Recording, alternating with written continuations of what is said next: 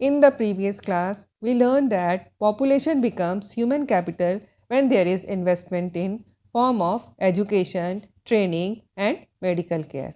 Let's understand this with a short story. In a small village called Simapur lives two friends called Sakal and Vilas. Sakal is 12-year-old boy. His father worked in an agricultural field and his mother do domestic chores. Sakal parents want Sakal to study and make a good career for himself. His friend Vilas' father worked as a fisherman and his mother sold fish at the village market. Vilas' parents were not interested in sending Vilas at school. They wanted him to grow big and strong to help them catching and selling fish. So far, while Sakal started going to the village school, but Vilas could not go to the school because he was not interested in studies. So, he helped his mother in her work. His parents could not afford medical care for him and he became a patient of arthritis. In few years, Sakal completed his schooling and went on to take a vocational course for training in computer application.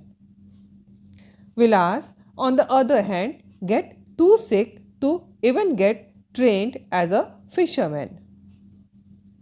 Today, Sakal earn a good salary in an office and Vilas earn only a meager income by selling fish in the village. Both of them came from the same village and quite similar family background. So, why Sakal present situation is far better than Vilas? Answer is the three things that make better position achieve in life than Vikas are good education, good health care and training. Uneducated, untrained and unhealthy people like Vikas are a nation liability. Such people find it difficult to care for themselves and can do little for the society. On the other hand, educated, trained and healthy people like Sakal are an asset to the nation. These people not only make life good for themselves but also contribute for the betterment of society.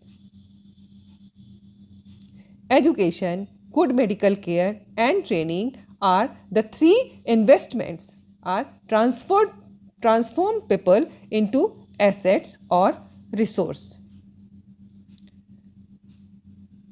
Such educated, trained and healthy people constitute the human resource of the human capital of the nation. India's rising population seems a problem. It is considered a liability to provide such a large number of people food, education, healthcare and skill. However, the fact that the educated, skilled and healthy population contribute tremendously to a nation productivity is often overlooked. The Green Revolution in India is a direct result of better knowledge and technique provided to the farmers. For many industries like IT industry, skilled manpower or human capital is more valuable than machine and equipment. India's IT industry is a good example of how a largely human-based industry can make significant contribution to the country's GDP. Is this clear to all? That's all for today. Thank you.